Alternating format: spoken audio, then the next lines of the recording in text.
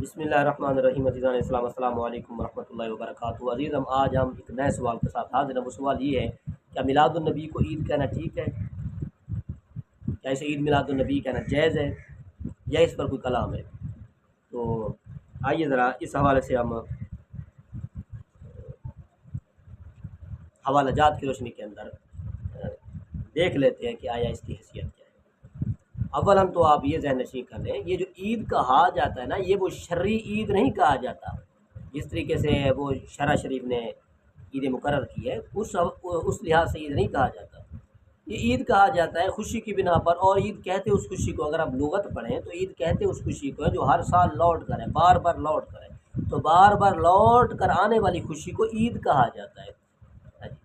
ہر سال چونکہ عید آتی ہے لوٹ کر تو خوشی ہوتی ہے، تو اس جو خوشی لوٹ کر آتی ہے نا بار بار، اس بنا پر پھر اسے عید کہا جاتا ہے، وگرنہ یہ شرعی عید والے معنی کے اندر سے نہیں لیا جاتا، نہ ہی ایسا معنی مراد لینا چاہیے۔ تو یہ بھی ایک فرقہ بازی کی بنیاد پر ہے، وگرنہ اس کی کوئی بھی منفی حیثیت نہیں ہے، نہ ہی اس پر کسی قسم کا کوئی کلام ہوتا ہے، نہ ہی کوئی اعتراض بنتا ہے۔ جی، جمعے کے دن کو بھی تو عید قرار دیا گیا ہے، تو کیا پھر کہو گے کہ وہ غلط ہوا ہے؟ اسلام کے اندر تو دو عید ہے، حالانکہ وہ تو حدیث سے ثابت ہے۔ تو بھائی ایسا معاملہ نہیں ہوتا، عید خوشی کے دن کو کہتے ہیں جی، اور اس خوشی کے دن کو کہتے ہیں یا اس خوشی کو کہتے ہیں کہ جو بار بار لوٹ کر ہے، تو اس پر کوئی بھی کسی قسم کا کلام نہیں بنتا۔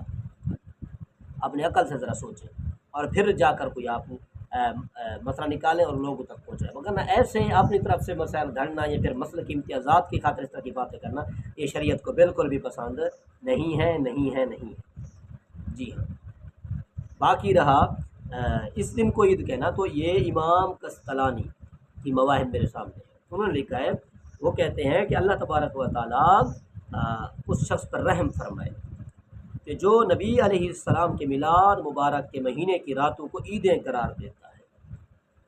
امام قسطلانی لکھ رہے ہیں، یہ سب کے ہم مسلم ہیں، وہ کہہ رہے ہیں کہ اللہ تبارک و تعالیٰ اس شخص پر رحم کرے۔ یہ جلد 1 صفحہ نمبر 148 ہے۔ تو اب یہ اسلاف کے حوالہ سے بھی ثابت ہو گیا کہ اسے عید قرار دینا کوئی بھی غیر شرعی کام نہیں ہے، یہ غیر شرعی اقدام نہیں ہے، بلکہ یہ ثابت ہے۔ یہ کیا ہے؟ ثابت ہے، اور لغوی طور پر اولاً ثابت ہے، اس کے بعد پھر انسان اپنے اگر عقل سے سوچے تو اس لحاظ سے بھی معقول ہے، غیر معقول بالکل بھی نہیں۔ اور پھر کسی کو آپ نے دیکھا ہے، جہل کی میں بات نہیں کرتا، جو حالات کو سامنے نہ لایا کرو، یہ جتنے بھی ہیں نا دیوبندی، اگر حوالہ دے بریلویوں کا یا بریلوی حوالہ دے دیوبندیوں کا، تو دونوں طرف سے عوام کو بیچ میں نہ لایا جائے، ذمہ داران جو لوگ ہیں نا ان کی طرح ان کے حوالہ جات پیش کیے جائیں کہ انہوں نے ایسا کیا ہے، جو مسلک کا ذمہ دار ہے یا ٹھیکے دار ہے، ہاں جی، ان کے حوالہ جات دیے جائیں، عوام کو بیچ میں نہ دھکیلا جائے۔ عوام کا نام وہ تو جہل ہے، جانوروں کی مثل ہے، ان کے حوالہ کی جات کو دیتے۔ تو میں اسی کی تمہید، اسے ان تمہید باندھ کر میں کہنا چاہتا ہوں کہ کیا کبھی آپ نے دیکھا ہے کہ جو اسے عید میلاد النبی کہتے ہیں انہوں نے کبھی عید پڑھی ہو،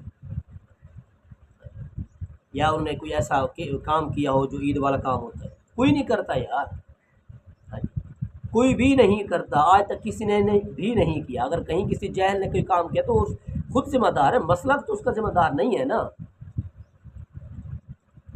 تو یار ان باتوں کو سمجھا کریں، اس کے بعد کوئی حکم لگایا کرے۔ اور پھر بعض لوگ تقاضا کرتا تم عید کہتے تو پھر عید پڑھتے کیوں نہیں؟ یہ بھی جہالت ہے۔ جمعے والے دن کو جو محبوب علیہ السلام نے عید قرار دیا تو پھر وہ آپ ان سے تقاضا کرو نا، محبوب علیہ السلام سے، معاذ اللہ، پھر اے نبی پھر آپ عید کیوں نہیں پڑھتے؟ یہ جاہلانہ طرز ہے اور جاہلانہ قسم کے یہ اعتراضات ہیں، اور امت کو فساد کی طرف دھکیلنا، انتشار کی طرف دھکیلنا، اور کچھ بھی نہیں۔ اللہ تبارک و تعالی ہم سب کو حقیقت سمجھنے کی توفیق عطا فرمائے اور حقیقت سمجھ کر کے عمل کرنے کی توفیق عطا فرمائے۔ آمین، وآخر دعوانا الحمدللہ رب العالمین۔